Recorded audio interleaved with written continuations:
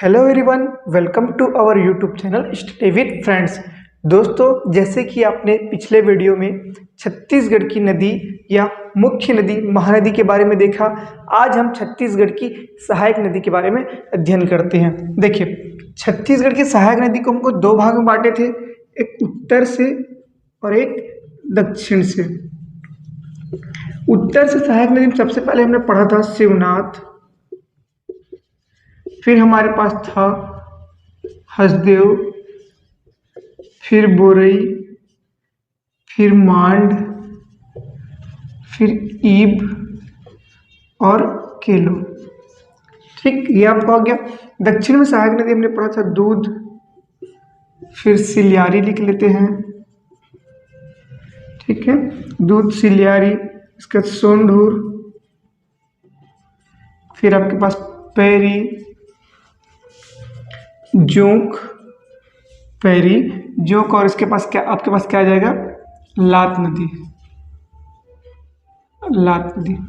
ठीक, इतनी नदियां हैं।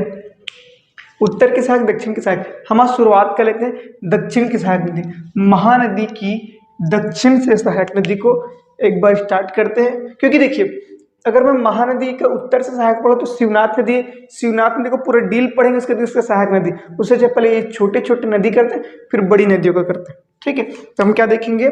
दक्षिण से सहायक, किसको देखेंगे? दक्षिण सहायक नदियां। क्लियर है?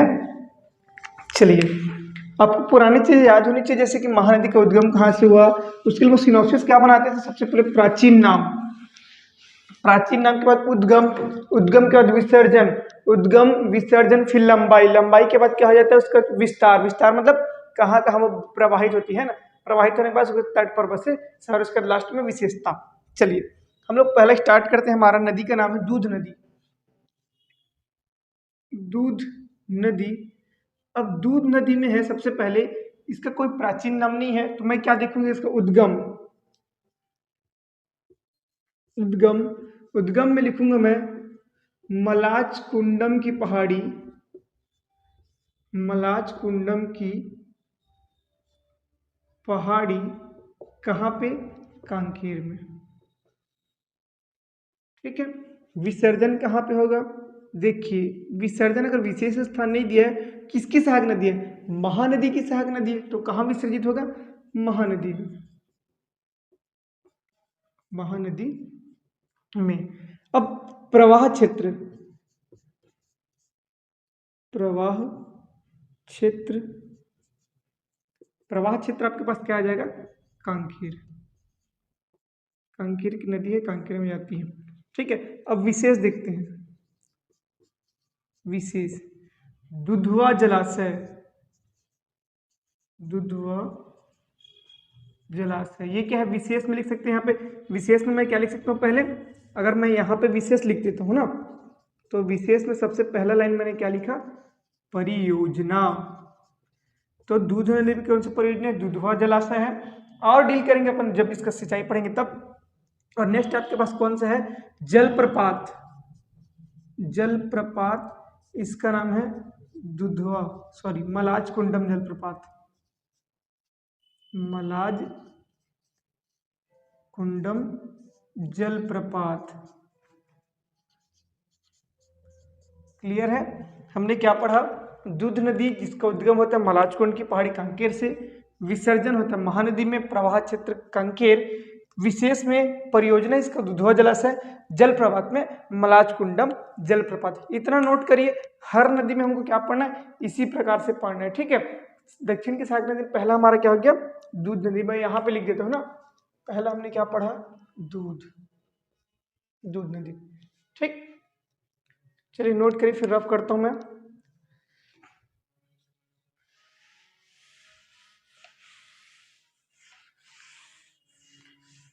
ठीक है, दूध नदी के बाद दूसरी नदी का नाम है सीता नदी। एक लाइन में हो जाएगा वो। दूसरी नदी हमारे पास सीता नदी, इसका प्रवाह क्षेत्र केवल क्या रहेगा? धमतरी में रहेगी। जो सीता नदी अभ्यारण्य है ना, वो इसी के नाम पर पड़ा है। तीसरा हमारे पास है सिलियारी नदी, तीसरा नदी का नाम सिलियारी। अब सिलियारी नदी देखते हैं हम लोग।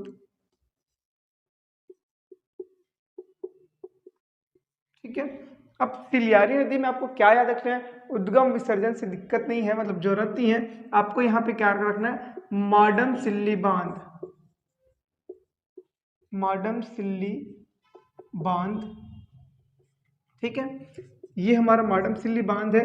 माडम सिल्ली बांध मतलब इसका विस्तार या प्रवाह क्षेत्र कहाँ पे आपका, प्रवाह क्षेत्र में है आपके पास धमतरी, ठीक है। अच्छा, ये माडम सिल्ली बांध का नया नाम क्या है, बाबू छोटेलाल श्रीवास्तव, बाबू छोटेलाल श्रीवास्तव, ठीक हो गया। 1923 में बना था ये माडम सिल्ली बांध, हो गया, प्रवाह क्षेत्र हो गया। अब एक बार याद रखिए, जो माडम सिल्ली है यही है क्या, एशिया का प्रथम साइफन बांध, साइफन बांध। साइफन बांध इन द सेंस होता है जब भी आपके पास क्या आती है, पानी की मात्रा अधिक हो जाती है तो क्या हो जाता है, ये ऑटोमेटिक गेट खुल जाते हैं, आसपास के गांव नहीं डूबते, इसको क्या बोलते हैं हम लोग, साइफन बांध बोलते हैं, ठीक। 3 नदी हो गई हमारे पास, नोट कर लो इसको भी, सिलियारी नदी, माडम सिल्ली बांध। विस्तारीय प्रवाह क्षेत्र कहाँ है आपका, धमतरी में। एशिया का प्रथम साइफन बांध जिसका नामकरण क्या रखा गया है, बाबू छोटेलाल श्रीवास्तव के नाम पर। ये धमतरी के प्रसिद्ध नेता है, आप लोग जानते ही होंगे, इतिहास पढ़ रहे हो तो। बाबू छोटेलाल, बड़े लाल, नारायण राव मेघावले, नथुजी जगताप, ये सब धमतरी के हमारे आंदोलनकारी हैं। चौथा मैं पढ़ लेता हूँ सोढ़ूर को, सोंढूर नदी, ठीक है।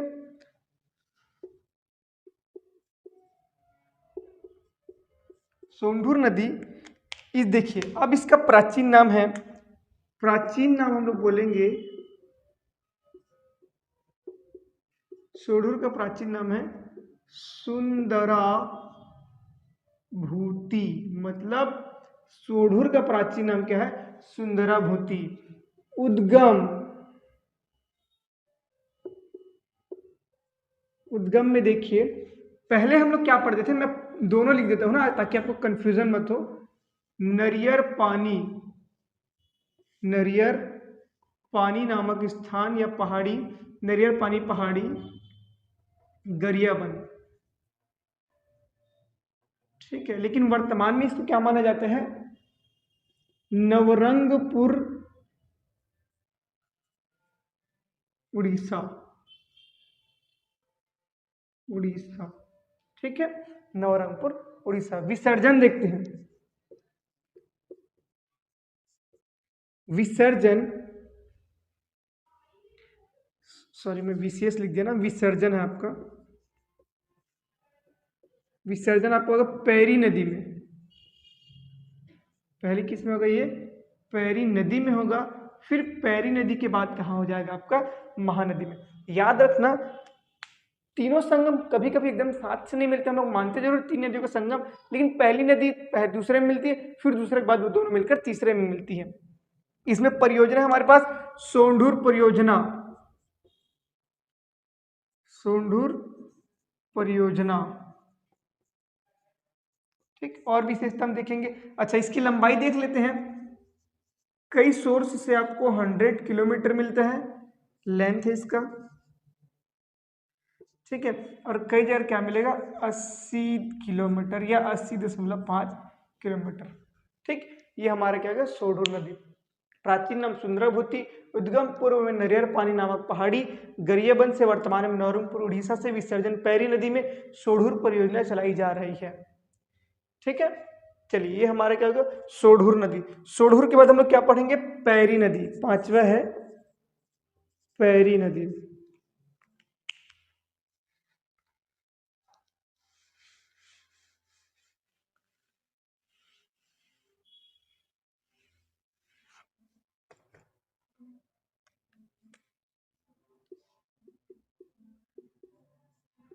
पैरी नदी है, पैरी नदी का भी प्राचीन नाम हम लोग पढ़ेंगे, इसका प्राचीन नाम है पलासिनी, प्राचीन नाम क्या है, पलासिनी। उसके बाद उद्गम, उद्गम में आपके पास आ जाएगा भातृगढ़ की पहाड़ी,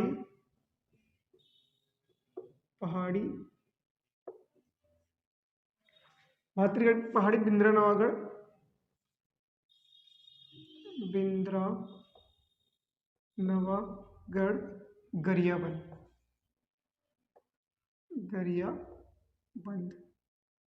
ठीक, इसका विसर्जन कहाँ पे होगा? विसर्जन होगा आपका राजिम में, क्या फिर महानदी में। लंबाई 90 किलोमीटर, ठीक है, 90 किलोमीटर। इसके बाद क्या लिखूंगा मैं? विशेष करके लिखता हूं, ठीक है। परियोजना आपके पास क्या है? सिकासार। सभी परियोजनाओं का आपको ईयर याद करना है। सिकासार परियोजना, ठीक है। सिकासार परियोजना हो गया। सिकासार परियोजना में आपको क्या होता है? विद्युत का निर्माण होता है। विद्युत वाले टॉपिक में उसको पढ़ेंगे, ठीक। विद्युत निर्माण हो गया। पैरी, अच्छा हम लोग एक चीज और पढ़े, सरकट्टी आश्रम किसके पास है? पैरी नदी के तट पर है, ठीक है। चलिए, ये आपका पैरी नदी हो गया। दूध नदी, सीता नदी, सिलियारी, सोढूर, पैरी, ठीक, इतना नदी हो गया। अब नेक्स्ट नदी का नाम हम पढ़ेंगे, सब नोट करते चलिएगा, एक बार लास्ट टाइम पर रिवाइज करेंगे। नेक्स्ट है आपका सूखा नदी। सूखा नदी है। सूखा नदी के हम लोग 2 उद्गम देखेंगे, ठीक है। सूखा नदी उद्गम मलेवा ग्राम, ठीक है। उससे पहले हम लोग क्या पढ़ते थे? तुमगांव, ठीक है। पहले तुमगांव पढ़ते थे, अभी क्या पढ़ते हैं? मलेवा ग्राम पढ़ते हैं। विसर्जन होगा महानदी में, विसर्जन महानदी में। अच्छा, इसकी सहायक नदी है कोड़ार नदी। सूखा नदी के सहायक नदी क्या है? कोड़ार नदी, जिसका मतलब कोड़ार नदी में ना, अब ये कोड़ार में परियोजना है क्या? शहीद वीर नारायण सिंह परियोजना, शहीद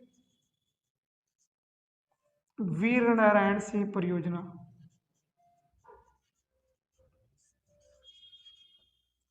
ठीक है। प्रवाह क्षेत्र देख लेते हैं। प्रवाह आपका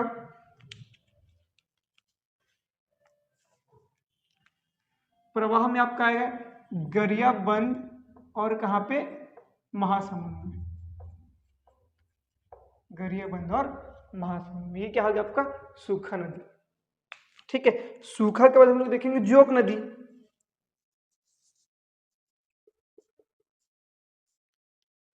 ठीक है।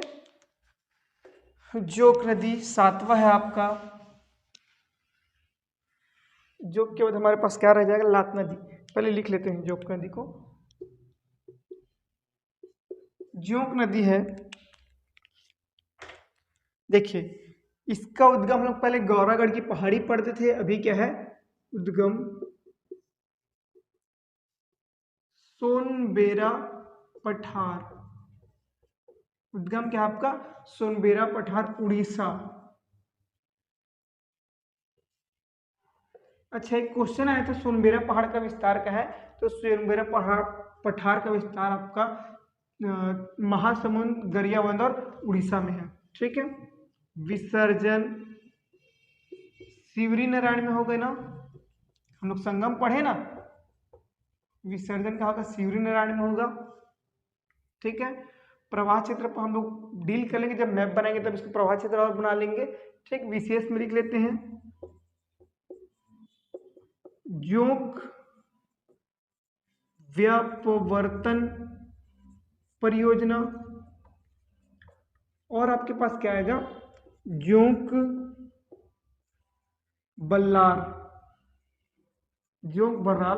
परियोजना। देखिए, जब परियोजना पढ़ाऊंगा दोनों पढ़ाऊंगा, व्यापवर्तन का है और बल्लार का है।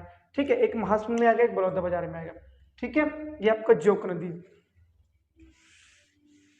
चलिए, जोक नदी के बाद आपको पढ़ना नेक्स्ट नदी का नाम है लात नदी।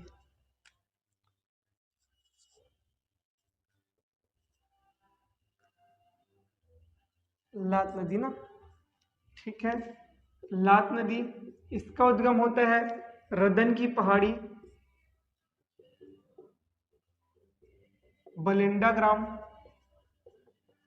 सरायपाली, बलिंडा ग्राम सरायपाली से। ठीक है, विसर्जन कहाँ होगा?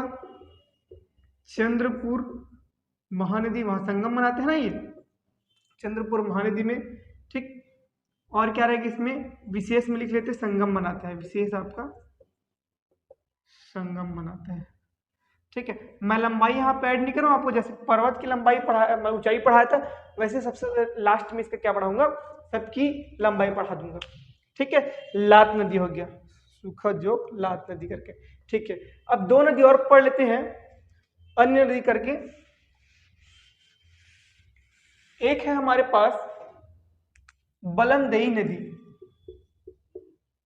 बलमदेही नदी, ये कहां पर पता है? इसी में हमारे पास क्या है, सात धारा, सात देवधारा ना, सात देवधारा जलप्रपात स्थित है।